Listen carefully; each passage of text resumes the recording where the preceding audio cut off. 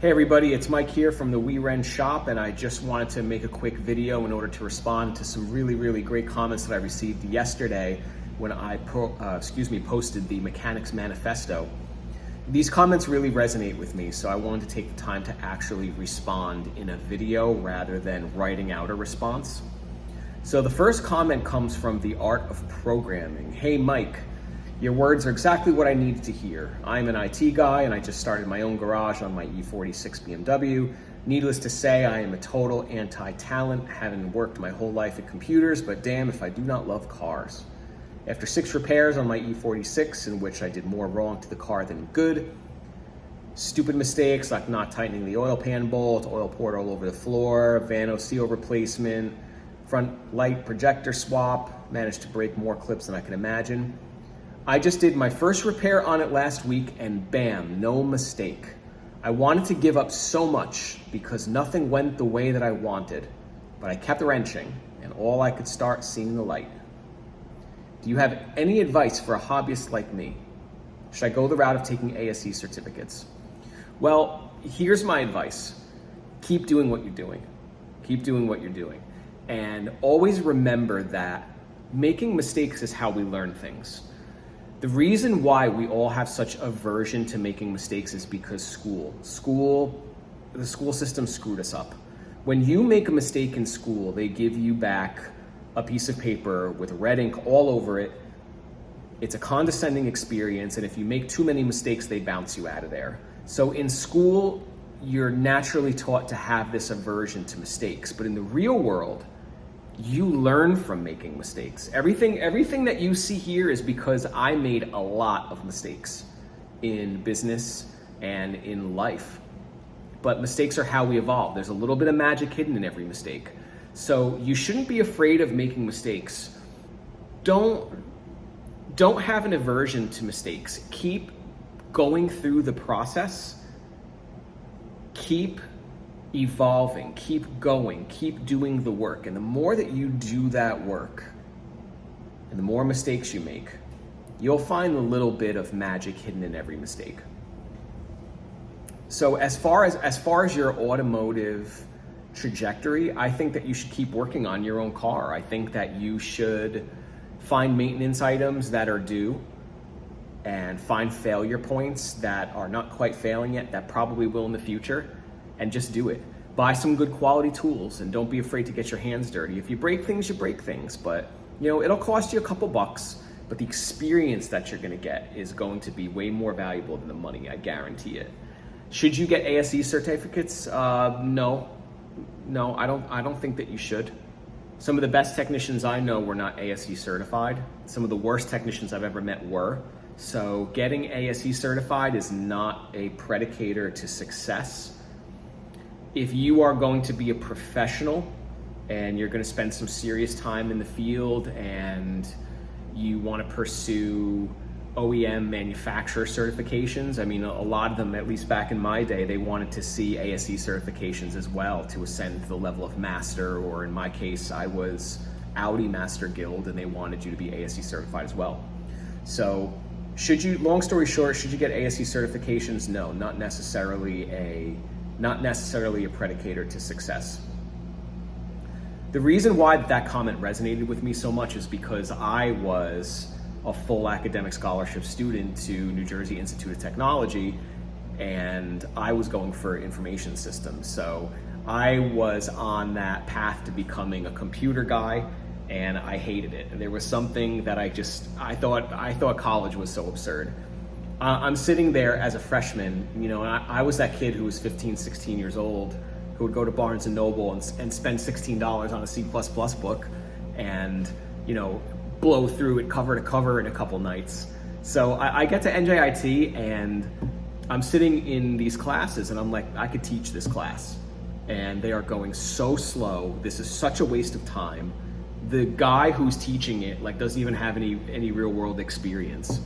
So the absurdity of college really was apparent in the beginning.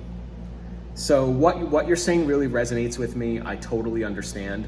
I think that you should chase your passion. I'm not just saying that to validate myself. I am telling you that I know what it's like to wake up in the morning and hate everything that you're doing. Life is very short. Life is very short, so don't waste time. You can't run from who you are. And talk about lessons learned. I've been an entrepreneur for 14 years. I got out of the car business in 2007, and I opened a bunch of restaurants, did some construction, did some real estate stuff. I'm still doing all that, but getting back into this work has been like it was like being reborn again.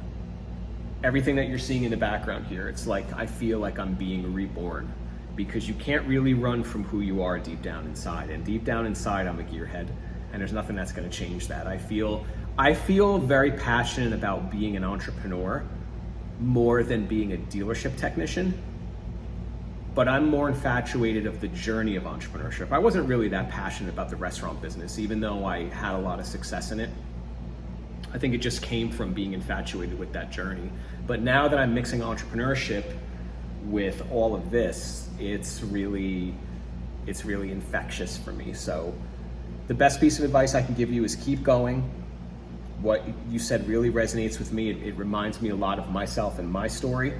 Keep going, keep going. And I hope that you like the videos. If there's anything that you ever wanted to talk about, shoot me an email, info@wewrench.com. Follow me across our social media accounts, and I wish you nothing but success.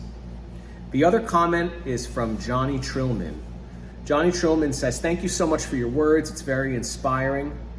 I want to fix my rusty E34 so hard, but everyone around is just laughing and not taking me seriously.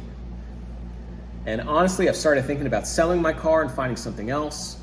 But now I clearly understand for sure that I need to make it done no matter what. Thank you so much for your support. Thanks for your content. I believe you'll reach your dream. Follow your chase to the end." Johnny, don't listen to anybody, man. Do not listen to the chatter. Don't listen to the voices. Don't listen to the condescension. If you have a vision for what you want your car to be, then you make it what you want. And my response to you was, My response to you was, don't give up on your vision, Johnny. Your car is your canvas. Make it into exactly what you want. Your car is an extension of yourself. You can take this machine and literally make it look, drive, or perform however that you want. And that's why the automotive aftermarket is such a huge market and filled with such passionate people, because we literally are painting on a canvas. It's not a canvas of cloth though, it's a canvas of metal and all kinds of cool moving parts that have cool history and pedigree. So don't let anybody tell you that you shouldn't be working on your project car. If you give up on that car, if you get rid of that car, I guarantee you're gonna regret it. You're gonna regret it. I know that it's painful sometimes. I know that car can be like an anchor in your life. This car was for me for a very long time. I've almost sold it more times than I ever want to count, but I knew that if I worked hard enough that I would get to where I wanted to be. I didn't want to have any regrets. The pain of discipline, you can either have the discipline to go through the motions and go through the process and finish what you've started. So the pain of discipline on a daily basis is way less than the pain of long-term regret. And a lot of people that I know were very, very regretful that they didn't hang on to their car, or they didn't work on it when they had the chance, or they let life get in the way or whatever. So Johnny, just thank you so much for that comment. That was a real shot in the arm for me yesterday. And do the work, man.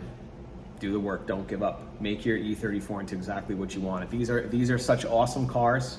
There's a lot of passionate people out there. There are a lot of resources for you. So step up and do the work and share it with me, man. I would love to see it. So outside of that, guys, I just want to thank you all again for all the support that I've received. I'm getting a lot of great feedback on YouTube and my other social media channels. So make sure that you like and subscribe, and I will see you guys in a couple days.